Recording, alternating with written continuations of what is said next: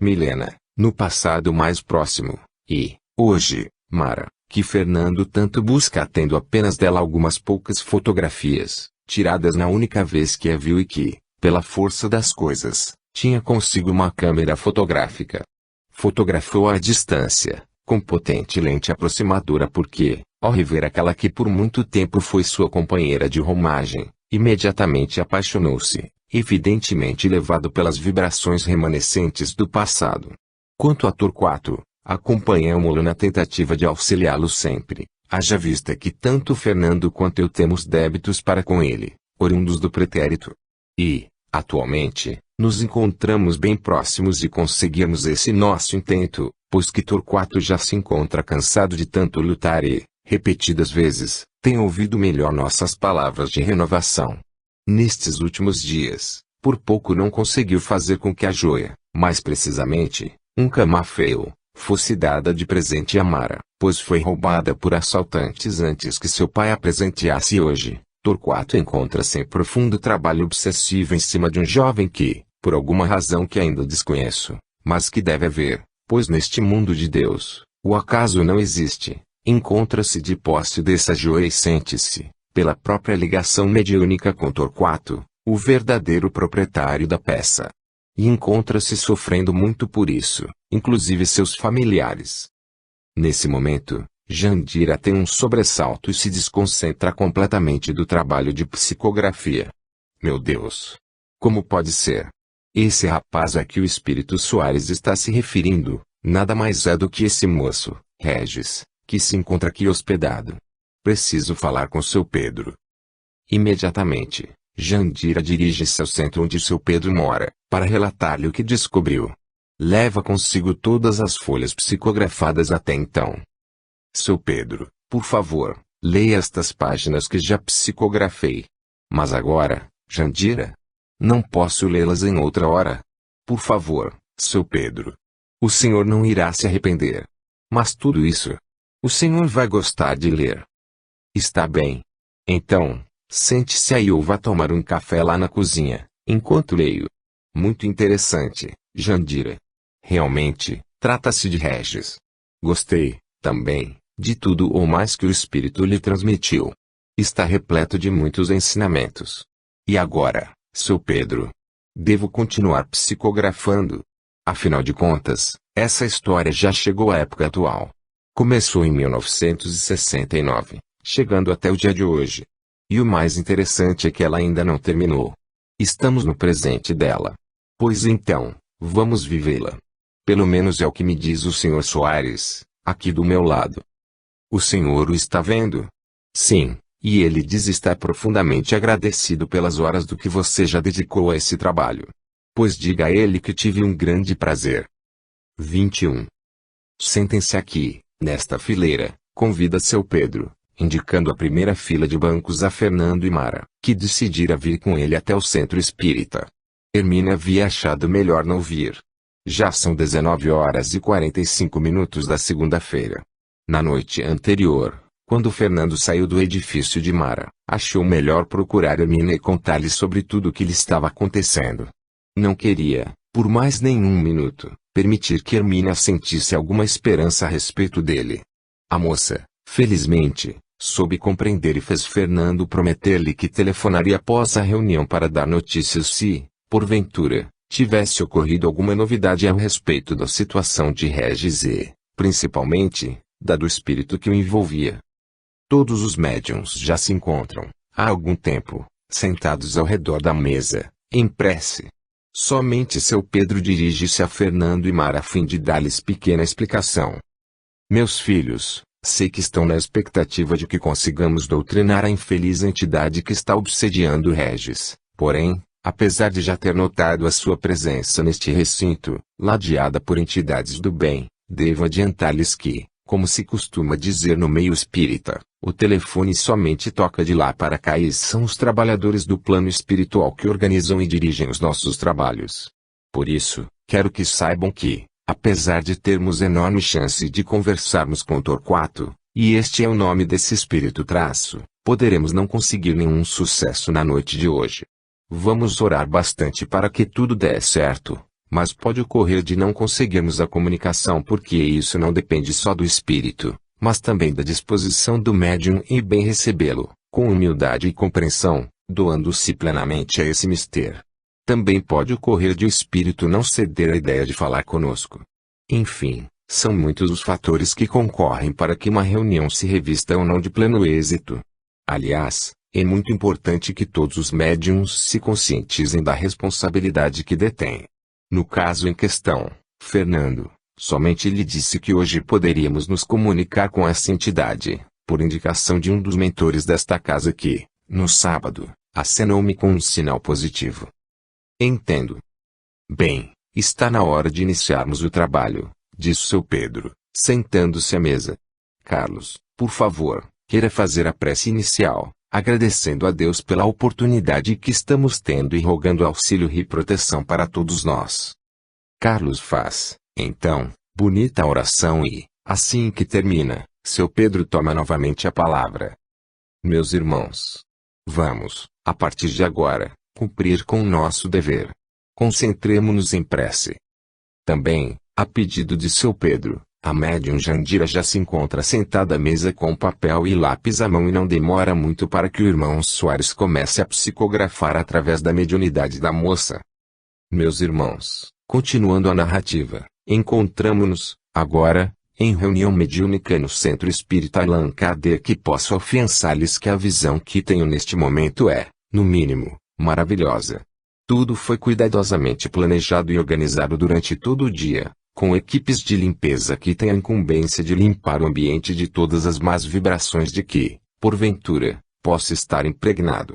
Cordões luminosos de isolamento já foram instalados há algumas horas, separando as entidades comunicantes, por faixas de maior ou menor desequilíbrio, e muitos trabalhadores que têm a missão de proteger o ambiente já se encontram em seus postos. A organização é perfeita e bem elaborada. Sabemos que nem todas as entidades aqui presentes terão oportunidade de se comunicarem, porém, em muito aprenderão ouvindo, observando e, principalmente, recebendo os fluidos benéficos do ambiente, provenientes de verdadeiros fachos de luz que caem sobre todos nós. Muitos irmãos sofredores aqui se encontram e muito temos que fazer para ajudá-los e, ajudando-os, estaremos ajudando a nós mesmos. Suave e azulada a luz cristalina desce sobre a mesa dos trabalhos.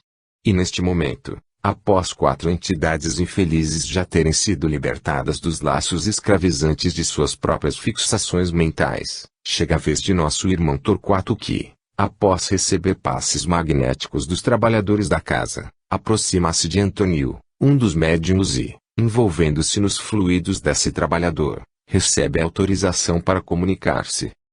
O que querem de mim? Diz, ainda revoltado por ter sido mantido neste ambiente desde sábado passado.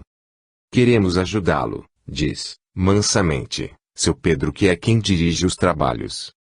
Não preciso da ajuda de vocês. Quero ir embora daqui.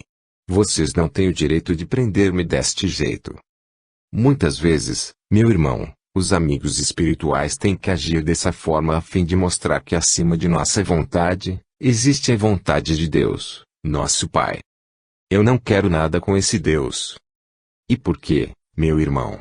Afinal de contas, foi Ele quem o criou e foi Ele quem lhe estendeu a mão todas as vezes que, em sua vida, dele necessitou.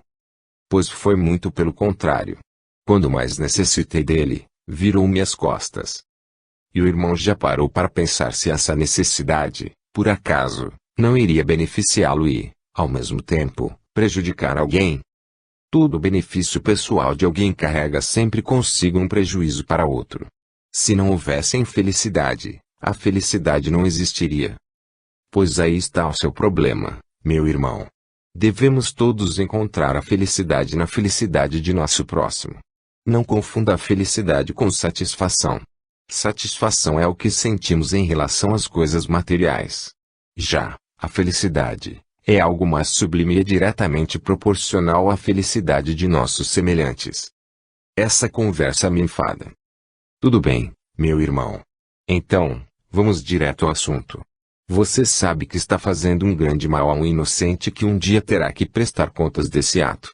Aliás, de todos os atos que já cometeu e os que porventura vier a cometer. Não estou fazendo nada a ninguém.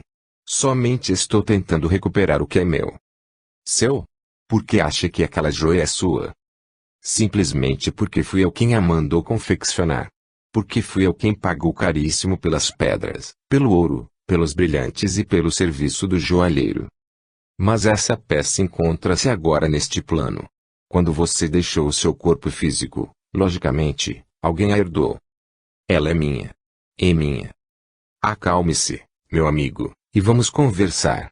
Qual a sua intenção em manter o controle sobre essa joia? Por que me pergunta se já sabe?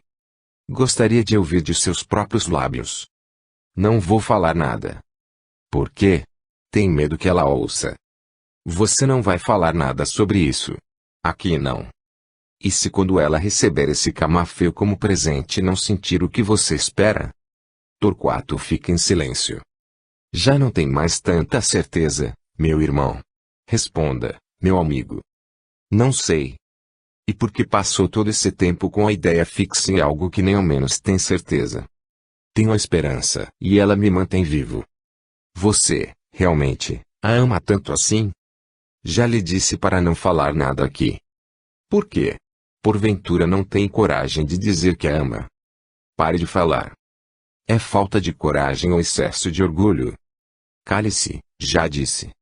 Meu irmão, infelizmente você passou toda a sua vida confundindo posse com amor. Você, acostumado a ser cortejado pelas mulheres, nunca aceitou o fato dela ignorá-lo e fez disso sua própria escravidão.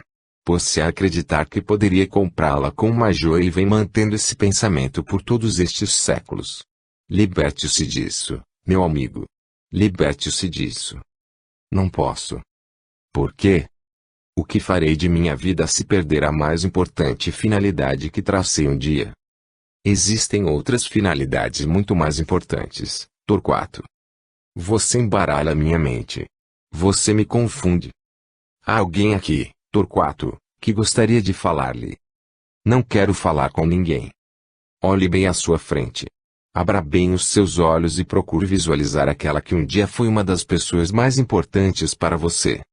Não vejo nada e não quero ver nada. Tenha coragem, meu irmão. Veja. Nesse momento, fluidos do plano espiritual agregados e combinados a fluidos mais materializados emanados dos médiums de sustentação, começam a formar uma espécie de nuvem bastante luminosa à frente de Torquato. O que é isso? Mantenha calma e olhe com atenção. Aproveite esta oportunidade. No mesmo instante, grande porta surge aberta no centro dessa nuvem e linda figura feminina atravessa, sorrindo para Torquato. Sofia. Não posso crer. Você aqui? Faz muito tempo, não, Torquato. Por que me abandonou, minha irmã? Eu não o abandonei, Torquato. Foi você mesmo quem fez com que todos se afastassem. Mas vivíamos tão felizes. À sua maneira, não é mesmo, irmão? Eu a amava muito, Sofia. Desde que nossos pais faleceram, ficamos só nós dois. Eu só tinha você. E queria que eu continuasse sempre à sua disposição, para servi-lo. Mas você não era feliz? Você sabe que somente seria feliz se permitisse o meu casamento. Foi por isso que fugiu de casa. Sim. E encontrei a felicidade, apesar de ter sofrido muito quando soube de sua morte. Depois, o tempo passou, envelheci e também passei para o verdadeiro lado da vida. Procurei por você, mas nunca mais tive notícias suas. E como foi que me descobriu aqui? Foram me buscar para que eu falasse com você e o convencesse a acompanhar-me para uma nova vida. Uma nova vida, Torquato, cheia de felicidade. Livre-se desse pesadelo. Sabe que não vai dar certo. Sabe que não podemos comandar o sentimento alheio. Não sei se vou conseguir, desabafa, já com a voz embargada por soluços de emoção ao ver-se frente a frente com a irmã que tanto amara um dia. Nesse momento alguém abre a porta do centro e encaminha-se silenciosamente em direção à mesa dos trabalhos. Todos estão tão concentrados que nem notam a presença de Regis que, acompanhado por entidade de muita luz, traz, em suas mãos, o camafeu e o coloca à frente de seu Pedro. Minha joia, grita Torquato. Regis, meu filho, diz calmamente seu Pedro entregue-o à moça da primeira fila. Por favor. O rapaz, então, volta-se e deposita o camafeu nas mãos de Mara, que o apanha para si. Seu Pedro aguarda alguns segundos e pergunta. E, então, Torquato, vê alguma transformação em Mara? Não, responde, humildemente, o espírito. Então, acompanhe sua irmã Sofia. Ela o auxiliará a fim de que possa ter uma vida mais útil, com muita paz no coração. Você me perdoa, Sofia? Venha comigo, meu irmão, roga a moça, estendendo a mão para Torquato e levando-o consigo através da porta de luz. Mais alguns minutos e a reunião é encerrada com a linda prece proferida por um dos presentes. Tudo bem, Mara? Pergunta Fernando. Estou muito emocionada com tudo isso. Aliás, de ontem para cá, só tive momentos de muita emoção e este camafeu será o símbolo de um novo capítulo que se inicia em minha vida. Espero estar incluído nele. Mara sorri e dá um ligeiro beijo no rosto do rapaz que, chamando Regis, lhe diz. Venha conosco. Vamos levá-lo para casa. Soares encontra-se abraçado ao casal, abençoando-os, com lágrimas nos olhos, sendo observado por seu Pedro, num de seus momentos de vidência. Soares percebe e aproxima-se dele. Valeu todo o trabalho, não, meu irmão? Pergunta seu Pedro ao espírito que, com grande alegria estampada na face, sorri e brinca. O maior trabalho foi o de fazer o chaveiro de Fernando cair de seu bolso. Fim.